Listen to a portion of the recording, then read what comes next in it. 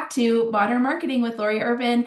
You guys, I'm so excited for our guest today. Jamie from Common Moms is joining us. We met each other, I want to say 8-ish years ago at the Could very be. least, when we were both doing two totally different things than we're doing now. Yep. And I have watched her build Common Moms from the ground up. It is such an amazing, amazing business. I'm so impressed with what you've done. And I just want you to share your story and inspire everyone. So Thanks. take a couple minutes, introduce yourselves, tell us all about what Common Moms is and how it started.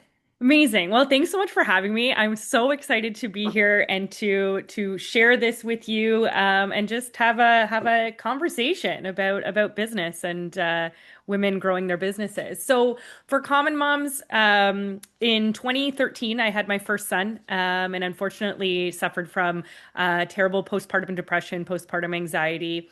And I really just kind of found myself in this dark spot where it was supposed to be this beautiful, magical time in my life. It ended up being just like a really, really dark place for me. So I ended up getting the courage to go out to a mom and baby meetup. And when I walked in, those women, basically said, like, you're not alone, you're welcome here, and everything that you're feeling is common. And I was like, okay. And those women today are still some of my best friends. We traveled together, we still hang out, and that was what was that, like 13 years ago, which is Yeah. crazy. And so, fast forward to having my second son, I felt amazing. I was in a really great spot, but I was missing that connection piece with moms. And so I threw it out on a local Facebook group and I just said, "Does anybody want to get together and sing some songs and do a craft? I don't care. I'll make a fool of myself. Just somebody come over and hang out with me." And I closed my computer and walked away. When I came back an hour later, there was 137 moms just in the community alone that said, "Yes, like I need something. I need Oh my connection." gosh. And I went, "Oh, crap. Like I've stumbled into something here that is needed." And so I opened up my living room and I started out with, two, three, five moms. And then we kind of outgrew my living room and I didn't really have anywhere to go. And so we started making connections within the community and started hosting these events. And my background is I'm an early childhood educator and then previous to that in marketing. And so I kind Wow, of, that's the perfect combination for right? what you built. Yeah. And so it kind of, I was like, I can do this. Let's do this. And so I started, trying different events and different meetups and just basically just kind of, putting this out there for moms. And that's how Common Moms started. From there, I mean, obviously we went through COVID and a business or a business that's supposed to bring everybody together during a time where we were all told to stay apart was really difficult. Yeah, what Um, did you do during that time? I don't think I remember. yeah, so to be honest, it was a really difficult time personally for me as well. I was going through a divorce, Hmm. and it was COVID, and it was just a crazy time. So actually, what I did was every day at 10 o'clock, I showed up on Instagram Live, and I would ask moms. So part of we sing this Good Morning Train song where you say every child's name, and about 9:45-ish, I would put it out on Instagram and say, "Send me your kiddo's name." And every morning at 10 o'clock, I would sing that Good Morning Train song and a few others. My biggest thing Are during you a COVID, singer? people say yes, but I don't know. I hear myself and I'm like, I don't know. I mean, you're ballsy enough to sing on Instagram. I might have to tune in for some of this. I did. I sang every morning, and you know what? As much as those moms would say, like, "Oh, I needed this," and this was like our 10 o'clock, something to look forward to every day. I don't think they fully realized how much I needed it too. It was Mhm. that time for me that I could just kind of zone out of everything that was going on in my personal life and just kind of focus on the business to really, I was trying to figure out how I was going to survive this day to day. I had left my job at the school board. I was now an entrepreneur in a pandemic, and I was like, and I'm going through a In an divorce. in-person business Yeah. during a pandemic. Yeah. I'm now a single mom. What the heck am I going to do? And so that kind of, we had gone through that. But also, September 2019, we had opened up a brick and mortar play space as well. Yes, I remember this. So Yeah. tell me about what that was like, opening up like your own space. It was amazing. I loved it so much. We had put so much thought into everything that went into that business Mhm. and it thrived. It was amazing. And then COVID. Boom. And yeah. And while our landlord was fantastic for, kind of helping us get through, it was a lot of the unknown and it was a Mhm. lot of, and then there started to be kind of politics that were brought into it as well about having a business and, what you could do and what you couldn't do. And it Mhm. just kind of became too much.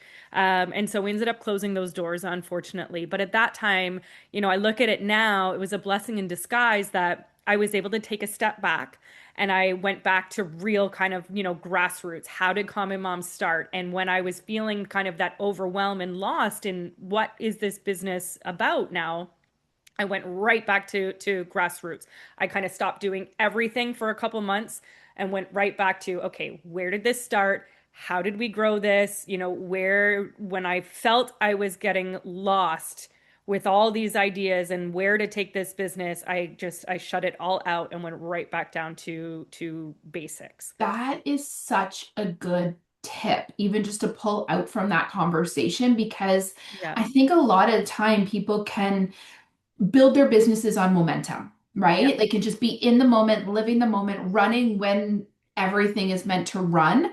And then you hit these walls and you do have to ask yourself, like, why did I start this in the first place? What got me to the place that I am? And like, how do I still do those things that built my business initially? Yeah. Yeah. And it was built on, I had to go back to where it was built on that need and that passion that I had that if there was one mom that was feeling the same way that I was feeling in 2013 that I could provide that space for, that was it. My job was done. I Mhm, had, that was the goal for me. And so I went right back to that. And how was I going to do that? But then how was I going to reach more moms? mhm. Because I'm one person and I can't, as much as I would love to clone myself, I can't. So next best thing in cloning myself was to find other moms in their communities who wanted to run their own business, who wanted to provide the same supports. And so we started licensing or franchising out the business to moms that were looking for something, where they could have some work-life balance and they could still be there for their babies while earning an income and contributing to their household and That's providing amazing. So the you common essentially moms. started, how did you, what are the logistics behind that? You franchised yourself out essentially. Yes, yep, And what yes. would have stopped those moms? Like, what did they get from signing up from a franchise with you versus just starting it on their own? For sure. And Because I'm sure a moms. lot of them, we run a hockey business, right? So a lot of people will ask us, "Will you franchise your business?" And I'm like, "Well, you could just start this, Mhm. Yeah. copy my model." Yeah, and I mean, I had to make sure before we started doing this. I say we, me.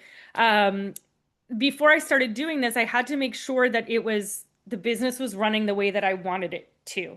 And Right. how could I create those That you systems had and put systems in place exactly. and that you Yeah. had assets that supported those systems, I would think. Exactly. Yeah. And so from there, and right now, because we've got six franchises with a few more down the road, and there's hopefully five more by the end of the year, which is like Wow, super, that's super ambitious. exciting. Yeah. Yeah, that, everything is kind of cookie cutter. However, I also love giving moms these freedoms to do what's going to work in their community. What Mhm. works in this community may not work in the one in BC. It may not work in Northern Ontario. Those moms maybe need different things. And so being able to have that flexibility, being able to have somebody to rely on. I will tell you, when I started this on my own, I made so many mistakes. Of I course. was so lost. Where this is essentially you're getting somebody in your back pocket. So I you would have, imagine it's almost a community within a community yeah, where all of a sudden you do have these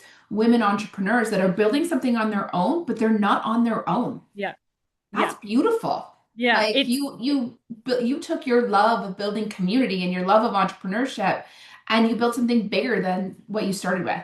Yeah. Yeah. And it's nice to be able to. have someone to bounce ideas off of and to, Mhm. is this a good idea? Should I roll with this? Or how do I do this? Any Mhm. suggestions? And that support, right? And it's not, we're not saying, okay, off you go, Lori, and enjoy running your own common moms. No, it's more of a welcome to the team. How can Mhm. we help you grow your business? And what do you need from us in order to be successful? And how do we, reach out to your community? And what do you need in terms of, making this very successful for yourself? On your schedule, on your terms. What works for you, Mhm. what works for your family, and how can you build this business up? So I really try to give them a lot of freedom. They've got kind of carte blanche to run whatever they want to do. As long as it falls under this umbrella of supporting moms and babies, then I'm all for it. I love that. Like, wow. So what's next? So, I've started a podcast, and that's kind of next I steps. imagine your podcast is really meant to build your audience and spread the word, the goal of it. Yeah, and just more of it's kind of that next step, right? Like what's happening now beyond the baby, right? So because my kids are older now, I felt like I still needed a platform to talk about some of the things that I was going through as a Yeah. preteen mom, teenagers and social media, my divorce, co-parenting, single parenting, running a business, kind of all those things that are going on essentially in my life now, but are not falling into maybe that baby category. I'm leaving Yeah. a lot of that mom and baby stuff up to my community directors to talk about because they're in the trenches. And Yeah. so this is a lot of just kind of carrying over the moms that maybe 10 years ago I met, and now they've got these preteens and they still need that support. Just because our kids are older doesn't mean that we don't still require I this think we need more community. support personally. Like Right? I honestly, our babies when they were little, little people, little problems. Yeah. Bigger people, bigger problems. Bigger problems. Exactly. And so that's kind of where that's at. In terms of common moms, growing the business, like I said, those five more by the end of the year. That's really my goal, is to kind of expand that, and hopefully we can access more communities, more moms can come out to our programs and our events, and more moms can start running their own businesses and being their own bosses. Wow. That's amazing. Okay, so for if someone is listening to this and they're feeling inspired or motivated and they've got an idea similar to yours back in the very beginning where it's just driven from a need that you have and you see that other people have, what would be your advice for them for getting started? To not give up, to just keep going, even in those times where it feels really, really tough. If you're passionate about this Even and if this you is, hit a pandemic. even if you hit a pandemic, you figure that word pivot comes around all the time. But I think just pushing forward. The only way that these things fail is if you stop. Mhm. And if, and sometimes I'm the life of an entrepreneur, it goes like this, right? And not You just have to be driven by a mission bigger than a paycheck in a way. absolutely. Absolutely. And just keep going and to know that, it's don't be too hard on yourself, that there are going to be days where it's going to feel like it is going to fail, or, you don't really know where to turn to next. My other biggest piece of advice is for if your brain is like mine, keeping a notepad and a pen beside your bedside table so that when those ideas pop into your brain, or use your phone. I'm a pen and paper gal, but Mhm. if I those will ideas, email them to myself. yeah, if there's something, right, that you have to have something there where you can you can chill at the end of the night, but if those Yeah. ideas pop Get into it your out of head, your you've got it. head, but not have Exactly. to take action on it. Exactly, exactly. And then, you can go back to those lists, right? It's like your own personal kind of like Pinterest board, right? For all your ideas that you have as an entrepreneur, put them all somewhere and then go back to them. But not getting lost in all of that or stressing yourself out, and really kind of spending time, especially if you're a parent, and carving out that time to still be a mom and not get consumed fully by your Mhm. business. That I carve out this time between 3 o'clock and 7 o'clock where I'm just mom. That's it. I'm mom. Yeah, occasionally, you answer an email or whatever, but for the most part, 3 to 7, I'm just mom. And it really eliminates a lot of that mom guilt feelings of I'm working too much, or I'm bringing it in, or I can't put my phone down. And, teaching bad habits that way is just to just put it all down, focus on them, and then I can come back to it later that night or maybe really early the next morning. Yeah, I love that. Thank you so much for being on today. If anybody is inspired, wants to check you out, maybe even wants to start their own Common Moms, where's the best place to find you? So at the Common Moms on Instagram or on our Mhm. website at thecommonmoms.com. Amazing. Thank you so much for joining Thanks, me. Lori. Thanks for having me. Anytime.